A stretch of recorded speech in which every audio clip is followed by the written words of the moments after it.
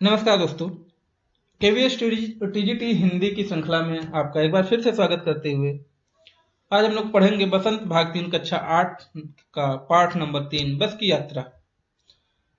जो भी लोग पहली बार चैनल को विजिट कर रहे हैं वो चैनल को सब्सक्राइब कर लें, वीडियो को पूरा देखें क्योंकि इसमें मैं सारी चीजें पाठ के अंतर्गत ही बताता चलता हूँ।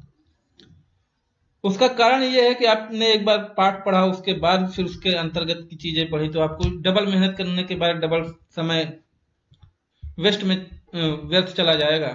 समय कम है, शायद समय मान के चल सकते हैं, इसलिए साथ में सारी चीज कवर करते हुए चलता हूं। तो बेहतर यह है कि आप अगर पूरा वीडियो देखेंगे तो आपको दोबारा देखने की जरूरत नहीं पड़ेगी। चलिए शुरू करते हैं, लाइक शेयर सब्सक्राइब करते हुए चलिएगा और शुरू करते हैं। हम 5 मित्रों ने तय किया कि शाम 4 बजे की बस से चले।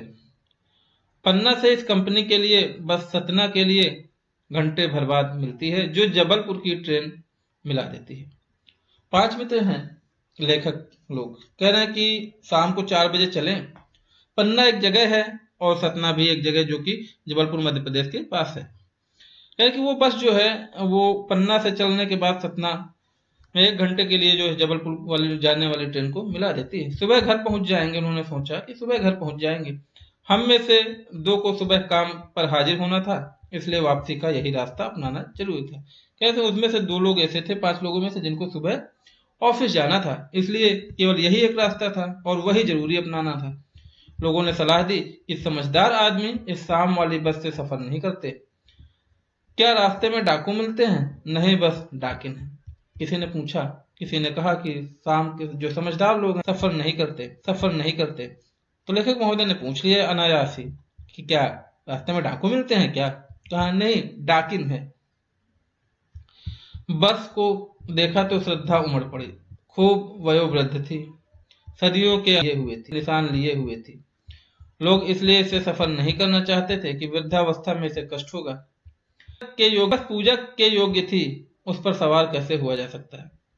लेखक कह रहे हैं कि जब देखा मैंने तो बस जो थी केवल बहुत ही वृद्ध हो चुकी थी। सदियों का अनुभव था, कई सालों का अनुभव था।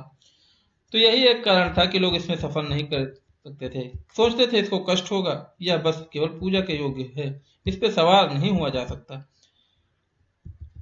बस कंपनी के एक हिस्सेदार भी थी, उसी बस से जा रहे थे।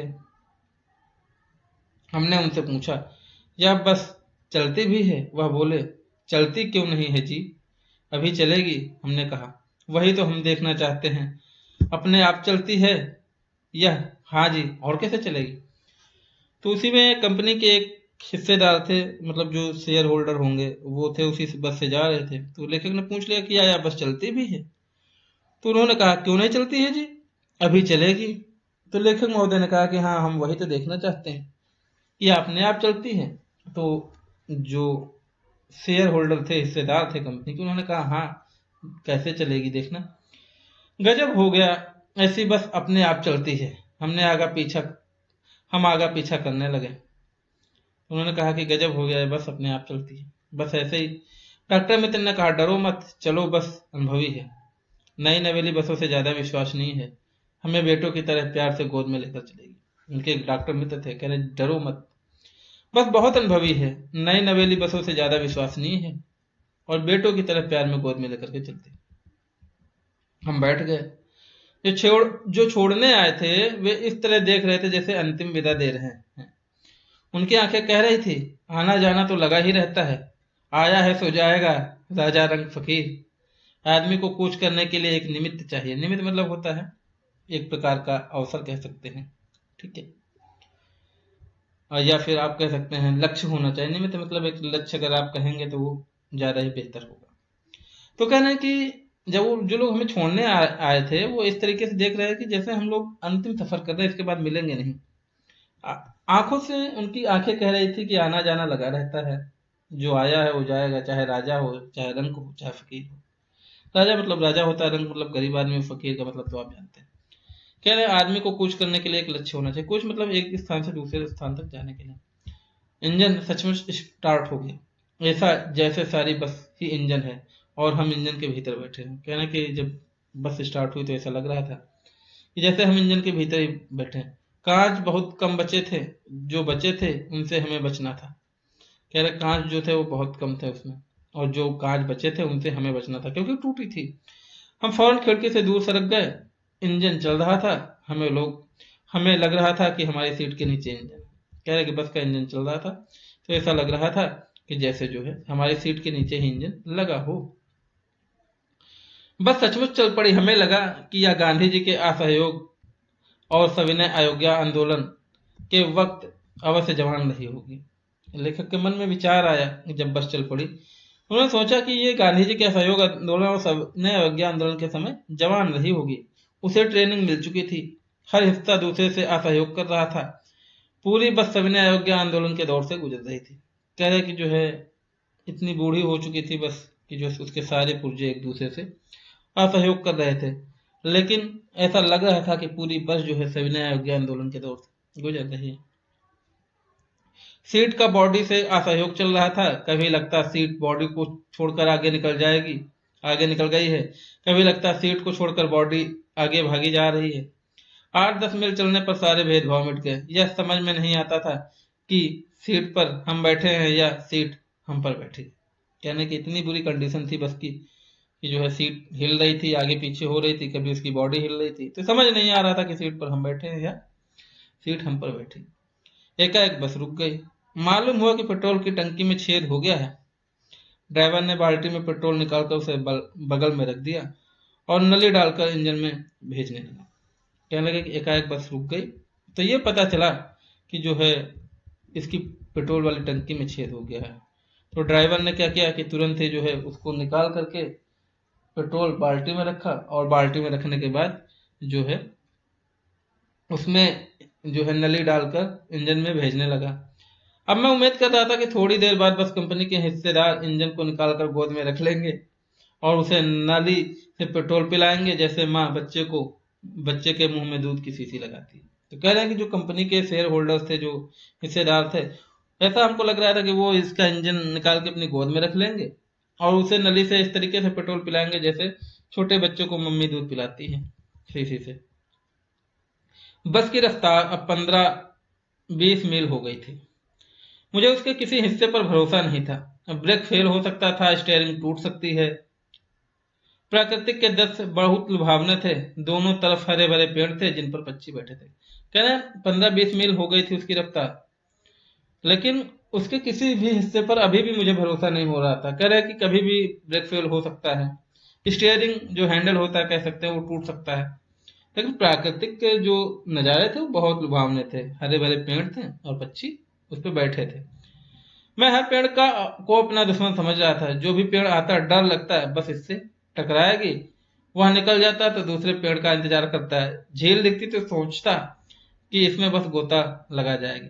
कहना कि जो रास्ते में पेड़ मिल रहे थे सड़क पर तो ऐसा लग रहा था कि कहीं ये बस इसमें टकरा ना जाए, और जो झील मिली तो देख के शंका हुआ कि कहीं बस इसमें गिर तो नहीं जाएगी। एकाएक फिर बस रुकी और ड्राइवर ने तरह तरह की तरकीबें की और बस चली नहीं। कह रहे कि अब फिर जो है एकदम से बस रुक गई और इस बार ड्राइवर साहब ने बहुत मेहनत की लेकिन चली ही नहीं। वह सविनय अवज्ञा आंदोलन शुरू हो गया था। कंपनी के हिस्सेदार कह रहे थे बस तो फर्स्ट क्लास है जी। यह तो इत्तेफाक की बात है। जो हिस्सेदार थे कंपनी के उन्होंने कहा कि बस तो बहुत अच्छी है, लेकिन बस ये इत्तेफाक है कि बस रुक गई। क्षीण मतलब कम की चांदनी के वृक्षों की छाया के नीचे वह बस बड़ी दयनीय लग रही थी। लगता है जैसे कोई वृद्धा थक कर बैठ गई हो। हमें ग्लानि हो रही थी कि इस बेचारी पर लदकर हम चले आ रहे हैं। अगर इसका प्राणांत हो गया तो इस बियाबान में हमारे इसकी अंत्येष्टि करनी पड़ेगी। प्राणांत मतलब प्राणों का अंत, बियाबान मतलब बिल्कुल सुनसान। ठीक है, तो कह रहे कि क्षीण चांदनी से वृक्षों की छाया जो है जो आई थी उस पर जो है बस की स्थिति बहुत ही दयनीय लगी रही थी, और ऐसा लग रहा था कि खुद पर थोड़ा सा ग्लानि हो रही थी, शर्म महसूस हो रही थी कि इतनी पुरानी बस पे हम लद कर चले आ रहे थे। अगर ये जो है खराब हो गई, प्राणांत हो गया इसका, तो जो है इसको यहाँ बियावान में ही अकेले छोड़कर इसकी अंत्येष्टि करनी पड़ेगी। अंत्येष्टि मतलब होता है अंतिम संस्कार करना। ठीक है, आगे देखते हैं क्या लिखा गया है।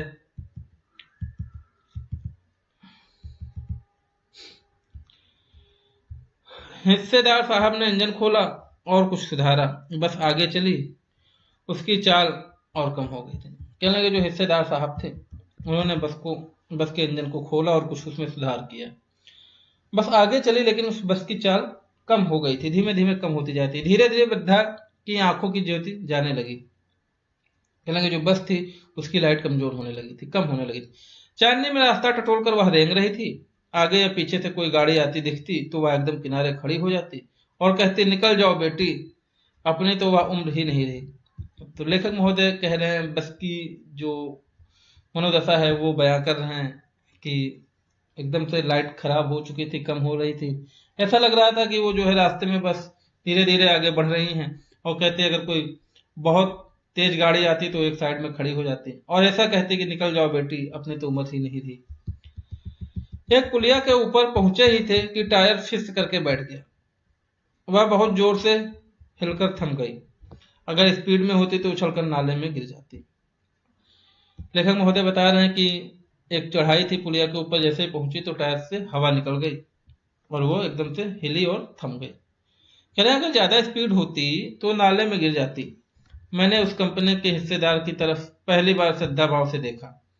वह टायरों की हालत जानते हैं, फिर भी जान हथेली पर लेकर इसी बस से सफर कर रहे हैं। उन्होंने देखा लेखक महोदय ने कि ये जो हमारे हिस्सेदार साहब है कंपनी के, ये पहली बार हमने उनको श्रद्धा से देखा और वो जानते थे टायरों की हालत, लेकिन फिर भी जो है अपनी जान को हथेली पर रखकर, जान हथेली रखना मतलब जोखिम लेना, इससे सफर कर रहे। उत्सर्ग की ऐसी भावना दुर्लभ है। सोचा इस आदमी के साहस पर बलिदान भावना का सही उपयोग नहीं हो रहा है, इसे तो किसी क्रांतिकारी आंदोलन का नेता होना चाहिए। लेखक महोदय सोच रहे हैं कि ये इंसान जो कि कंपनी का हिस्सेदार है, इतना सब कुछ कर रहा है, इसे तो जो है क्रांतिकारी होना चाहिए था और किसी आंदोलन का नेता होना चाहिए था। अगर बस नाले में गिर पड़ती तो हम सब मर जाते तो देवता बाहें पसार कर उसका इंतजार करते। तो कह रहे अगर बस नदी में गिर जाती या नाले में गिर जाती तो देवता जो है उसका इंतजार करते, जो हिस्सेदार था कंपनी का। कहते वह महान आदमी आ रहा जिसे एक टायर के लिए प्राण दे दिए, मर गया पर टायर नहीं बदला। कह रहे हैं कि उसका जो है मजाक उड़ा रहे हैं सोच सोच के कि वो इतना महान आदमी है कि मर गया लेकिन टायर नहीं बदला। दूसरा घिसा टायर लगाकर बस फिर चली। दूसरा जो टायर होता है स्टेपनी जिसको बोलते हैं वो लगाया, फिर बस चली। अब हमने वक्त पर पन्ना पहुंचने की उम्मीद छोड़ दी थी, क्योंकि लेखक महोदय 1 घंटे के अंदर पन्ना पहुंचने वाले थे, लेकिन उन्होंने पहुंचने की उम्मीद छोड़ दी थी। पन्ना कभी भी पहुंचने की उम्मीद छोड़ दी, पन्ना क्या कहीं भी कभी भी पहुंचने की उम्मीद छोड़ दी थी। कह रहे कि पन्ना क्या तो कहीं भी कभी भी पहुंचने की उम्मीद छोड़ दी थी। लगता था जिंदगी इस बस में गुजारनी है और इसे सीधे से लोक को प्रयाण कर जाना। कहना ऐसा प्रतीत हो रहा था उस दिन कि जिंदगी इसी बस में गुजारनी है और गुजारने के बाद में अपने प्राण को यही से उस लोक में पहुंचा देना है, मतलब अंतिम हो जाना है। इस पृथ्वी पर उसकी कोई मंजिल नहीं है। हमारी बेताबी तनाव खत्म हो गए, हम बड़े इत्मीनान से घर की तरह बैठ गए। चिंता जाती रही, हंसी मजाक चालू हो गई। कह रहे अभी तो हमें पन्ना पहुंचने की जल्दी थी, लेकिन अब ये स्थिति हो गई तो बेताबी जो थी, तनाव था, सब खत्म हो गया, क्योंकि पता हो गया था कि हम पहुंचने वाले समय पर नहीं है। तो बहुत इत्मीनान से जैसे घर में बैठते हैं उसी तरीके से बैठ गया, चिंता जाती रही और हंसी मजाक चालू हो गया। ये हरिशंकर परसाई जी द्वारा लिखित बहुत ही बस की मार्मिक कहानी है और इसमें जो है कंपनी को जो शेयर होल्डर हिस्सेदार हैं उन पर एक व्यंग्य किया गया है हरिशंकर परसाई जी द्वारा। तो ये एक व्यंग्यात्मक कहानी है, काफी अच्छी कहानी है। तो इसको आप पढ़िएगा और इसमें कुछ पूछा जा सकता है, बहुत कुछ महत्वपूर्ण तो मुझे नहीं लगा इसमें, लेकिन पढ़िएगा, एक बार इस चैप्टर को पढ़ लीजिएगा और इसमें अगर कुछ आ जाएगा तो बहुत अच्छी बात है, नहीं तो फिर लेखक का नाम महत्वपूर्ण है, वो याद रखिएगा। तो और कुछ देख लेते हैं इसमें। ऐसा कुछ नहीं, ये शब्दार्थ है। निमित्त कारण या साधन, गोता डुबकी लगाना, इत्तेफाक मतलब संयोग, बियाबान मतलब जंगल उजाड़ खंड, ठीक है। अंत्येष्ट मृतिक कर्म, दाह कर्म, प्रयाण, प्रस्थान, मारना, बेताबी मतलब बेचैनी। आप इसका जो है अर्थ लिखे रहेंगे तो आपको याद रहेगा। तो चलिए मिलते हैं नए वीडियो में, तब तक के लिए ख्याल रखिए। और फिर अंत में बोल रहा हूँ कि चैनल को सब्सक्राइब कर दीजिए, शेयर करते रहिए, और जो भी चीज़ नहीं समझ में आ रही कमेंट के माध्यम से पूछते रहिए। मिलते हैं नए वीडियो में, तब तक के लिए।